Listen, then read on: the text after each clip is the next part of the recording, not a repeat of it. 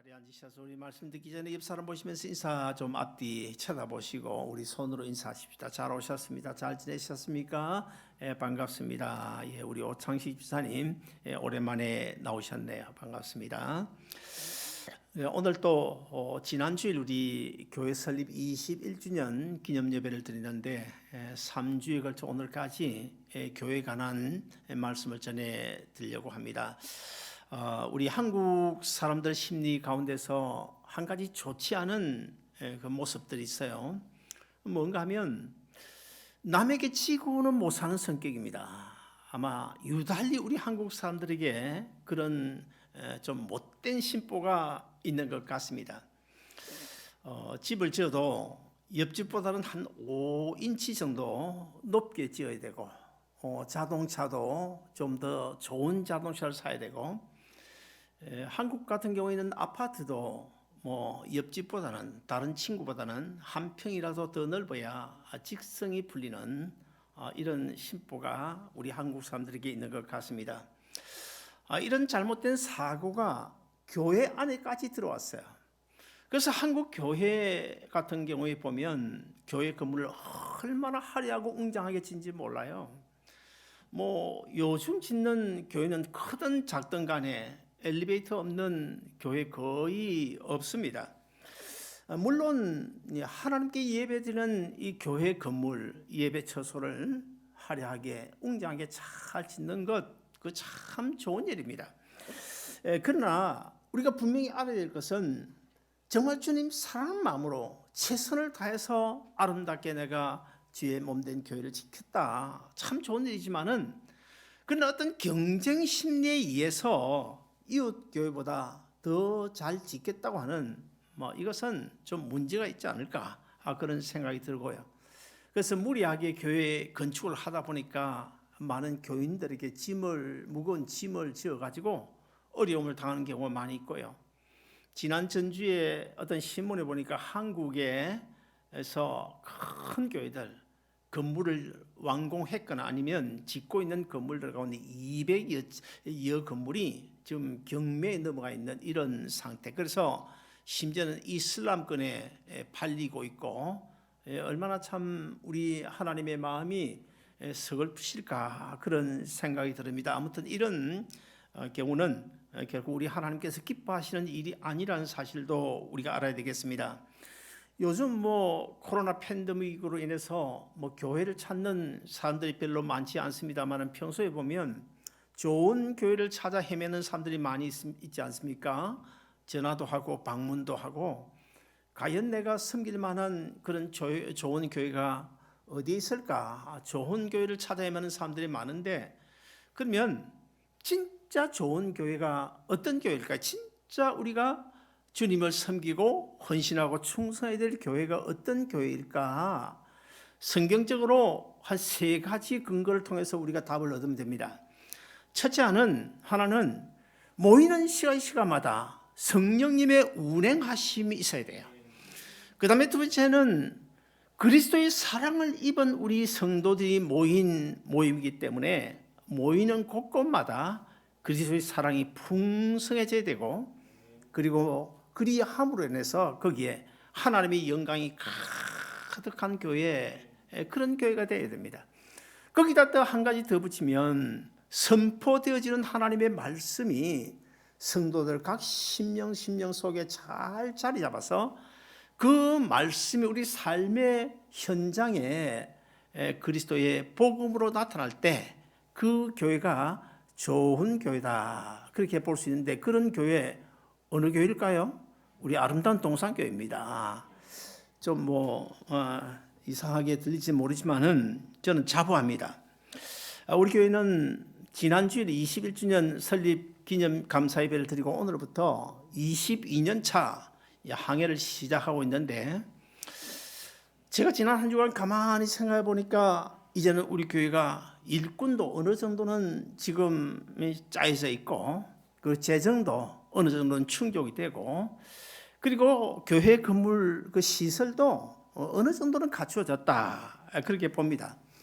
그렇다면 이제부터는 이제 꽃이 피고 열매가 맺어야 되겠는데 사실 코로나 사태 때문에 앞으로 지금 어떻게 될지 좀 불투명하기는 합니다. 오늘 본문을 우리가 잘 읽어보시면 설교의 제목처럼 우리 아름다운 동산교회가 이런 교회가 되었을 때 얼마나 좋을까, 이런 교회가 될 수는 없을까 하는 이 본받고 싶은 교회가 하나 등장하고 있는데 어느 교회일까요? 예루살렘 초대교회입니다. 예수님의 제자들을 비롯하여 120문도가 마가 요한의 다락방에 모여 정말 간절히 기도했죠. 간절히 기도했더니 오늘 본문에 보면 성령이 어떻게 임하게 됩니까? 불의 혀같이 한 조각 한 조각 그게 모인 사람들 심령 속에 지금 찾아오게 되는 거예요. 하나씩 하나씩 각 사람의 심령 속에 찾아오게 됩니다. 자, 그러면 마가 요한의 다락방에 모인 그 120문도가 받은 그 성령, 오늘 본문에 성령 충만했다. 그런데 사실은 성령 세례라고 봐야 될 것입니다. 성령 세례가 뭡니까? born again, 거듭났다. 새로운 피조물 되었다. 그런 뜻이고, 또 이제 하나님 그리스도 안에서 예수의 영으로 십자가에 죽으시고 부활하신 예수님의 영으로 성령님이 운반해서 예수님의 생명을 분식받아 새로운 생명을 태어났다. 그렇게 우리가 해석하면 되는데 오늘 본문에서 보면 성령 세례를 받은 것이라고 그렇게 말할 수가 있겠습니다. 아무튼 간에 오늘 본문에서 이 예루살렘 초대교회는요, 그런 성령 세례를 받고 성령 충만하게 되니까 정말 지금까지 없었던 정말 놀라운 일들이 일어나게 되는 거예요. 정말 우리 아름다운 동산교회 본받을 한 4가지 정말 아름다운 모습이 오늘 본문에 나타나고 있는데, 첫째 뭘까요? 경건생활에 힘쓰는 공동체였습니다.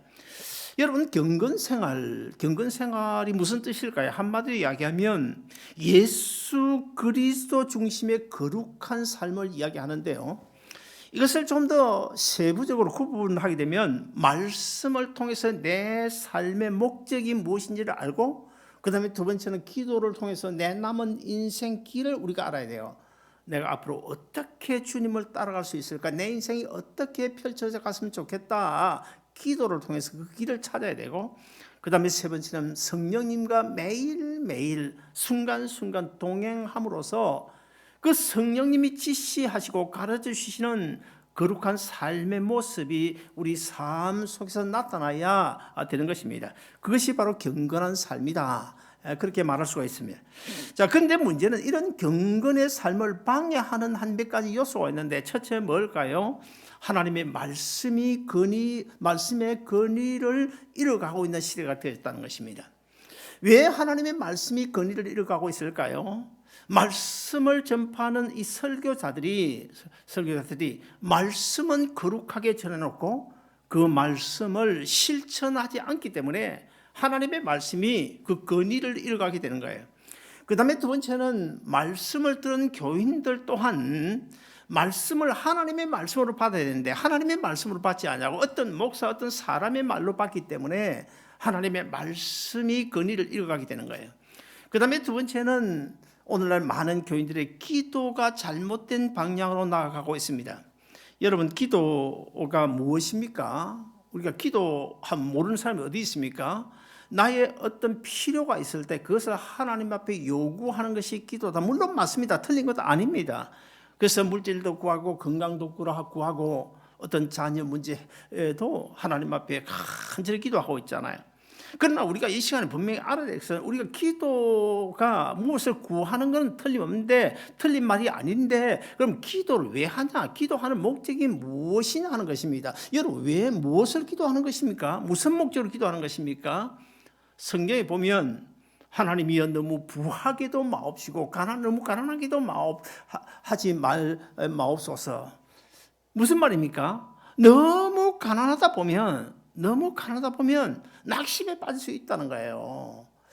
그리고 또 내 비즈니스가 망하게 되면 아주 신실한 장로, 집사, 권사님들이 경영하는 비즈니스가 망하게 되면 하나님의 영광을 가릴 수 있다는 것입니다. 물질이 없으면, 건강이 없으면 주님의 몸된 교회를 위하여 헌신하고 봉사할 수 없다는 것입니다. 그러므로 물질 주옵소서, 건강 주옵소서, 내 비즈니스 잘 되게 해주시고 내 자녀 잘 되게 하옵시고 하고 기도하는 목적이 뭡니까? 그것은 내가 그리스도인으로서 구원받은 성도로서 하나님의 자녀로서 천국 백성으로서 어떻게든지 주님 십자가를 따라가는 제자로서의 삶을 살아야 되겠는데, 제발 내가 하나님의 자녀답게 예수님의 제자답게 잘 살아갈 수 있도록 이런 문제를 해결해 주옵소서 하고 기도하는 것이 기도의 목적이지, 우리가 어떤 육신적인 욕망을 위해서 잘 먹고 잘 살기 위해서 기도한다, 그건 그리스도인의 기도가 아니죠.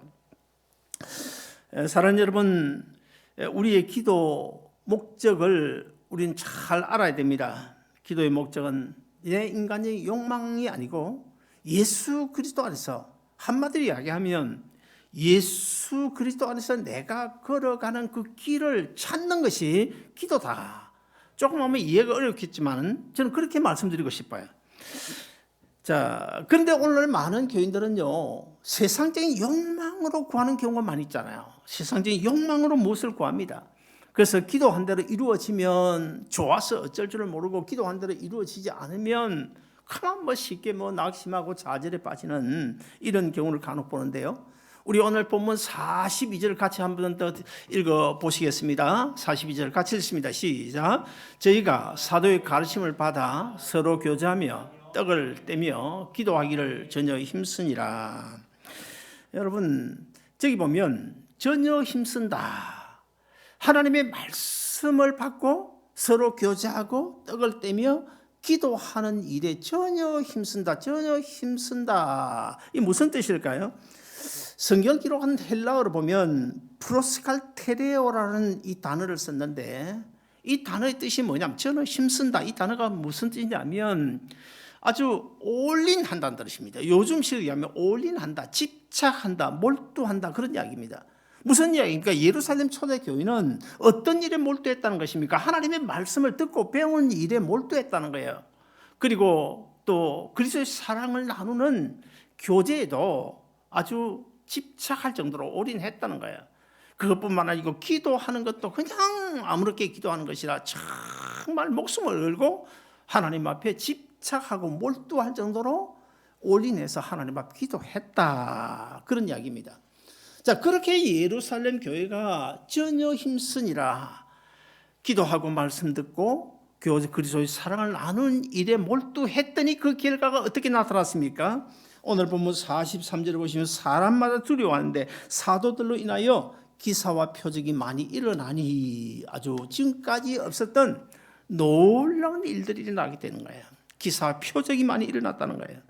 그래서 저는 우리 아름다운 동산교회도 정말 말씀과 기도와 이 나눔을 통한 경건의 삶을 잘 살아서 정말 하나님이 기뻐하시는 그런 성도, 그런 교회가 되기를 주의 이름으로 축원합니다. 둘째로 그리스도의 사랑으로 서로 나누는 공동체였습니다.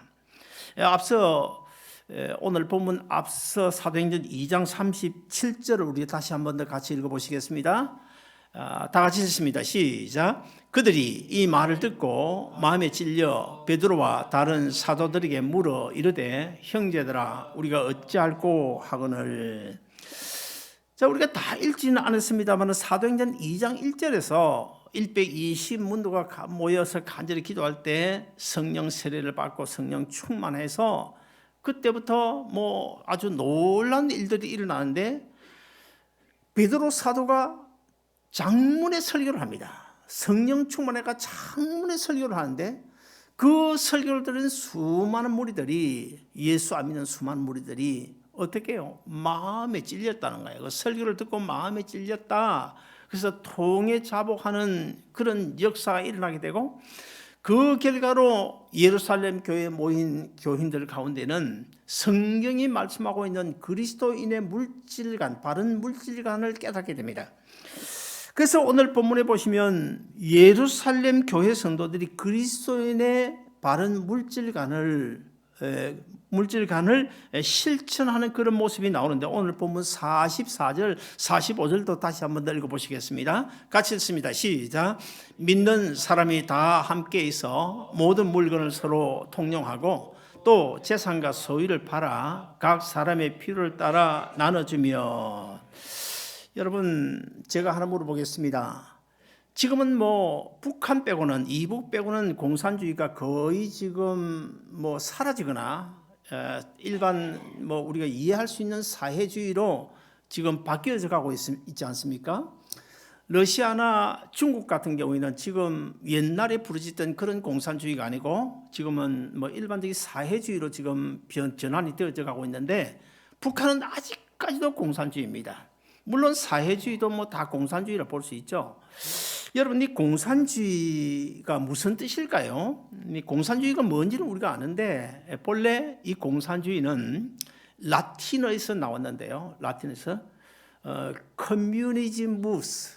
커뮤니즘무스라는 이런 단어가 공산주의라는 단어인데, 이 무슨 단어일까요? 공산주의라는 뜻이 무엇일까요? 공산주의는요, 모든 산업을 공공 소유로 하고, 그리고 거기에 나오는 소득을 아주 골고루 분배를 해서, 모든 사람에게 골고루 분배를 해서 똑같이 잘 먹고 잘 사는 그런 사회, 그런 나라를 만들자. 여러분, 얼마나 좋습니까? 정말 좋은 거예요. 말 그대로라면 너무 공산주의가 좋은 거예요. 아주 빈부 차이 없이 뭐 너도 골고루 잘 먹고 잘 살자, 얼마나 좋은 것입니까? 그런데 이 공산주의의 그 이론이 어디서 나왔을까요? 그 이론 중에 아주 기본은요, 사실 오늘 본문에서 나온 겁니다. 오늘 본문에서 예루살렘 초대교회가 성경이 말씀하고 있는 그리스도인의 물질간을, 재산을 팔아 성도들이 서로 나누고 같이 떡을 떼고 함께 모여 찬양을 하고, 이런 이 성경 본문을 공산주의, 칼 막스를 비롯하여 공산주의자들이 자기들 정치적인 목적에 이용하기 위해서 잘못 해석을 해가지고 자기들 정치 목적에 이용을 한 거예요. 자, 그러다 보니까 사실 이 공산주의, 본래 오늘 본문이 서로 떡을 떼고 나누고 재산을 팔아 같이 잘 먹고 잘 산다 하는 이것이 제대로 실천될 수가 없죠. 본문 이 자체는 너무너무 좋은 건데, 이들 잘못 적용하고 정치 목적으로 적용하다 보니까 어떤 문제가 생겼습니까? 순수한 성경이 말씀하고 있는 그런 나눔이 아니고 뭐예요? 자기 권력을 위해서 어떤 억압하에 강제 분배라는 것이 되고 말지 않습니까? 그래서 이 강제 분배하고 그 다음에 오늘 본문이 말씀하고 있는 이 나눔은 다른 것입니다. 공산주의는 강제 분배지만 우리 성경이 말씀하고 있는 예루살렘 초대교회의 그 나눔은 어떤 나눔? 자발적인 나눔이에요. 이 자발적인 나눔도 무엇에 근거하고 있습니까? 예수님의 십자가에서 베풀어 주신 그 은혜, 그 축복의 근거를 두고 자발적인 나눔이었는데, 공산주의는 자발적인 나눔이 아니고 강제로 권력을 통해서 빼앗고 나누고 하는 그런 것이 되다 보니까 결국 공산주의는 망할 수밖에 없었던 것입니다. 여러분, 우리 기독교의 그 나눔은 그 근거가 무엇이라고 그랬습니까? 예수님 십자가의 사랑이라고 그랬습니다. 자, 사실 우리 교회만큼 나눔을 많이 실천하는 교회 뭐 거의 아마 없다고 저는 자부합니다. 이번 이 코로나 사태에도 보면 뭐 갈비를 나누고 과일을 나누고, 참 우리처럼 이렇게 오늘 또 뭐 나누잖아요. 금빵이지만 나누잖아요. 이렇게 나눔을 실천하는 교회가 많지 않을 것 같은데, 여러분, 이 교회는 성경적인 물질관에 따라서 그리스도 사랑으로 나누기 위해서 우리 교회는 지금까지 한 번도, 아무리 어려운 이제 서브 프라임 때도 선교 한 번도 줄여본 적이 없어요. 끊거나 다른 교회 다 끊었지만 우리는 끊어본 적이 없습니다. 오히려 더 늘려나가죠. 구제도 마찬가지고, 그리고 장학금도 사실 뭐 장학금을 가진 큰 교회도 장학금 1년에 10,000불씩 장학 사업하는 교회 없습니다. 그런데 우리는 17, 18년 동안 지금 계속 하고 있잖아요. 왜 우리가 그렇게 하는 것입니까? 왜 그렇게 하는 것입니까? 왜 우리가 나누어져야 되는 것입니까? 우리 예수 믿는 성도는 분명히 나눔은 성경이 많이 강조를 하고 있는데 왜 나눠야 되는 것입니까? 나누는 이유를 알아야 됩니다. 분명히 나누는 이유를 알고 우리가 김치 한 병이라도 나눠줘야 되는 거예요. 두 가지 중요한 이유가 있는데 여러분 꼭 기억하시길 바랍니다. 우리 예수 믿는 성도들이 나누는 그 나눔은요, 성경이 그리 하라고 했으니까 나눈다. 그것 가지고 안 돼요. 내가 넉넉하니까 나눈다. 그것 가지고 안 돼요. 저 사람이 가난하니까 내가 좀 나눠준다. 그것 가지고 안 돼요. 분명한 성경적인 근거 두 가지가 있습니다. 이것을 분명히 우리가 알고 나누어야 거기에 하나님의 은혜와 복이 우리에게 따라오게 되는 거예요. 참된 나눔이 되고 거기에 은혜와 복이 따라오게 되는데 잘 들으시길 바랍니다. 첫째는 예수님, 하나님의 아들의 예수님이 십자가에 달려 자기의 살과 자기의 몸을 우리 한 사람 한 사람에게 나눠주셨기 때문이고, 이건 우리가 잘 알잖아요. 그 다음에 두 번째는 뭘까요? 왜 나눠야 되는 것입니까? 자, 우리가 장차 들어가게 될 천국, 그 천국의 하늘나라의 상속권자가 누굽니까? 예수님이십니다. 예수님이 하늘나라 천국의 상속권자인데 하나님의 아들 예수님이 그 상속권을 포기합니다. 포기하고 인간의 몸을 입고 이 세상에 오셔서 우리를 구원하시고는 우리에게 무엇을 넘겨주셨습니까? 하늘나라의 상속권을 우리에게 넘겨주셨어요. 나눠주셨어요. 이 두 가지 이유 때문에 우리가 나눔을 실천해야 됩니다. 나눔을 실천하며 살아야 됩니다. 분명한 근거를 알고 우리가 나눠야 거기에 은혜가 있고 거기에 복이 있는 줄로 믿습니다. 그 다음에 세 번째는 예루살렘 초대교회 모이기를 힘쓰는 공동체였습니다. 제가 어릴 때만 해도 사실 모이는 일에 굉장히 힘을 썼어요. 옛날에 뭐 차가 있었습니까? 아니면 뭐 자전거도 뭐 흔히 없던 시대 아닙니까? 그럼에도 불구하고 10리, 20리, 30리 길을 그 험한 돌짝바퀴를 걷고 걸어서 교회가 어떤 모임을 한다, 구역 예배를 드린다, 아니면 어떤 모임을 한다 그러면 정말 빠지지 않고 열심히 다녔어요. 자, 오늘 본문 46절 다시 한 번 더 같이 읽어보시겠습니다. 같이 읽습니다. 시작. 날마다 마음을 같이하여 성전에 모이기를 힘쓰고 집에서 떡을 떼며 기쁨과 순전한 마음으로 음식을 먹고 하나님을 찬미하며. 옛날에 제가 어릴 때만 해도 고구마 몇 개 삶아 놓고도 그 모이면요 얼마나 재미있고 즐겁고 신나는지 몰라요. 요즘 뭐 고구마 몇 개 삶아 놓고 오라 그러면 누가 올까 싶은데, 언제나 모이면 거기는 모이는 그곳에는 웃음꽃이 피었고요, 만나면 헤어질 줄은 몰랐습니다. 그래서 흔히 저녁에 모였다가 시간이 자꾸 가는 거예요. 그런데 5분만 더 있다 헤어지자, 5분만 더 있다 헤어지자. 그러다가 막 깜빡, 옛날에 통행금지가 있어요. 통행금지에 걸려가지고 집에 가지를 못하고 밤을 지새운 적이 뭐 한두 번이 아니잖아요. 그러나 오늘날은 모이기를 싫어합니다. 왜 모이기를 싫어하는 것입니까? 다정다감한 그런 모습도 없습니다.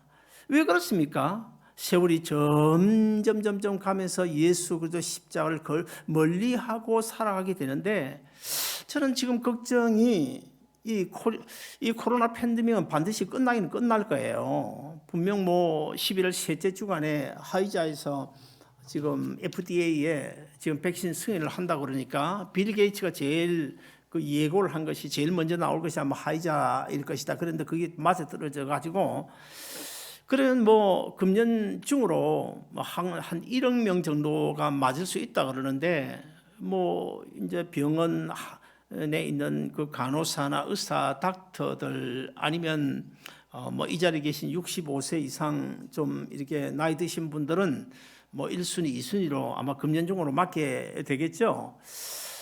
결국 이제 내년 뭐 연말쯤 되면 결국 사라지긴 사라질 텐데, 이 코로나 팬데믹이 사라져도 내 생각에는 어쩌면 모임을 다들 회피하지 않을까, 모임을 꺼려하지 않을까, 그래서 걱정입니다. 그러면 왜 성경이 우리로 하여금 모이기를 힘쓰라고 말하는 것입니까? 왜 예루살렘 초대교회는 모이기를 힘썼습니까? 왜 또 우리 교회 또한 모이기를 힘써야 되는 것입니까? 왜 모여야 됩니까? 여기도 두 가지 이유가 있습니다. 첫째 하나는 우리는 영적으로 지금 지체들이잖아요. 예수님이 지체들이에요. 예수님 몸에 붙은 지체, 팔이요, 다리요, 손이요, 지체들 아닙니까? 그러므로 자, 지체가 어디를 가면, 손이 어디를 가고 싶으면 손만 갈 수 있습니까? 몸이 따라가야 되는 거예요. 그와 똑같이 지체인 우리 성도들이 모이면 거기에 누가 함께 오시게 됩니까? 예수님이 거기에 함께 오시게 되는 거예요. 그 다음에 두 번째는 성도들의 모임 자체가 바로 교회이기 때문에 모임을 회피하면 안 된다는 거야. 그리고 세 번째는 우리 성도들이 그렇게 주님과 함께 모여야 거기에 기적이 일어나고 거기에 역사가 일어나고 거기에 하나님의 은혜와 축복이 주어지기 때문에 우리는 결코 성도들 모임을 소홀히 해서는 안 된다는 것입니다. 정말 우리가 주님을 사랑하고 구원의 감격을 가지고 있으면 주님 중심으로 모이는 그 모임에 소홀히 할 수가 없습니다. 주님 중심으로 모이는 그 모임 결코 지겹지 않습니다. 어떤 사람은 모이면 이거 뭐 지겨워서 그냥 빨리 일어나려고 야단하잖아요. 너무 늦게 너무 남의 집에 있는 것도 좋지 않은데 왜 그렇습니까? 재미가 없기 때문이거든요. 은혜가 없기 때문입니다.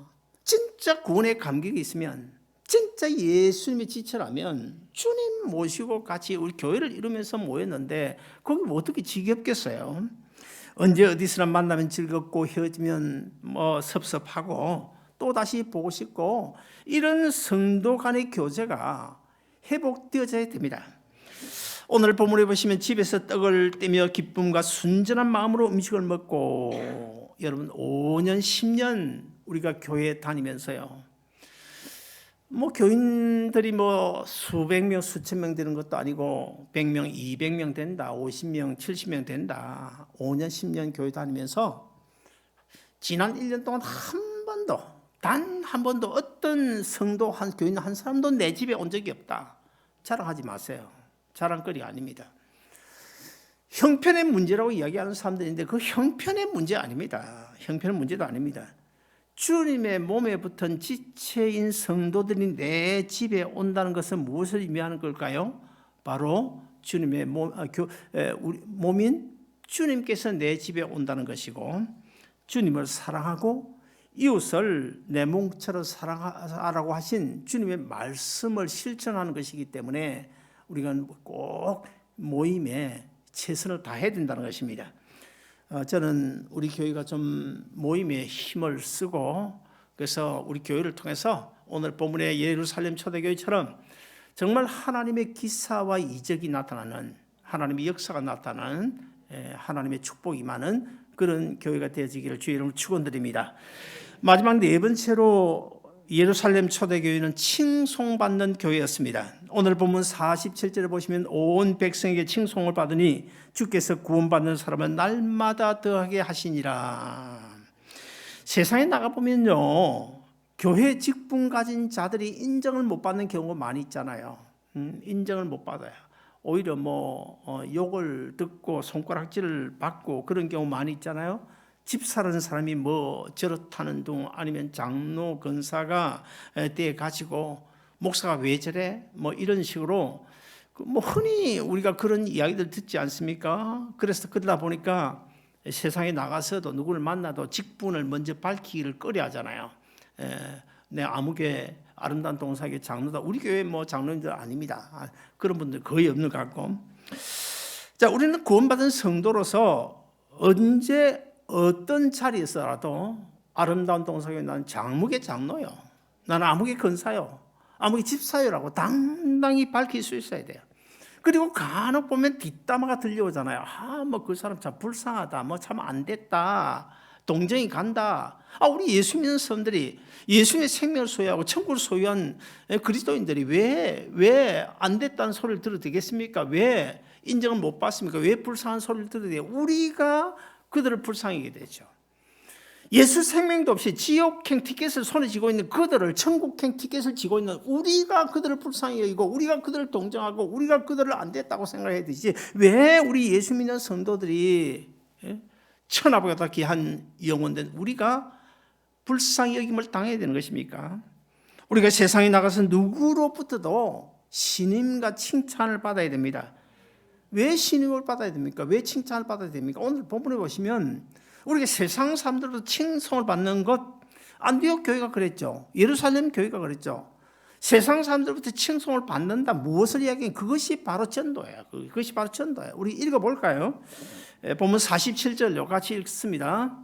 본문 47절 띄워주세요. 같이 읽습니다. 시작. 하나님을 찬미하며 또 온 백성에게 칭송을 받으니 주께서 구원받는 사람을 날마다 더하게 하시니라. 저기 답이 나오잖아요. 답이. 하나님을 찬미하며 또 온 백성들에게 칭송을 받으니 그것이 전도가 돼가지고 구원 얻는 사람이 날마다 예루살렘 초대교회에 늘어갔더라. 앞으로 우리 아름다운 동산교회도 그렇게 되었으면 좋겠어요. 사랑하는 여러분, 저는 우리 모두 경건의 삶을 힘쓰고 사랑으로 나눔의 삶을 살고 모이기도 힘쓰고 그리고 어디를 가든지 누구를 만나든지 칭송을 받는 그런 우리 모두가 다 되어져서 하나님께서 우리 아름다운 동산교회 구원 얻는 숫자가 날마다 늘어나게 하심으로 우리 교회가 이 마지막 때에 하나님께서 맡겨주신 이 선교지, 사실은 우리 이 교회도 하나의 선교지 아닙니까? 하나님 입장에서 보면 선교지예요. 우리 입장에서 보면 선교 나가 있는 사람이 선교지지만 하나님 입장에서 보면 우리가 또 선교지입니다. 하나님 나라 확장을 위해서 귀하게 쓰임받는 그런 교회가 되고 그 아름답고 귀한 일에 부족하지만 귀하게 쓰임받는 여러분 모두 되시기를 주의 이름으로 축원드립니다. 기도하겠습니다. 자비로우신 하나님 아버지, 은혜를 감사합니다.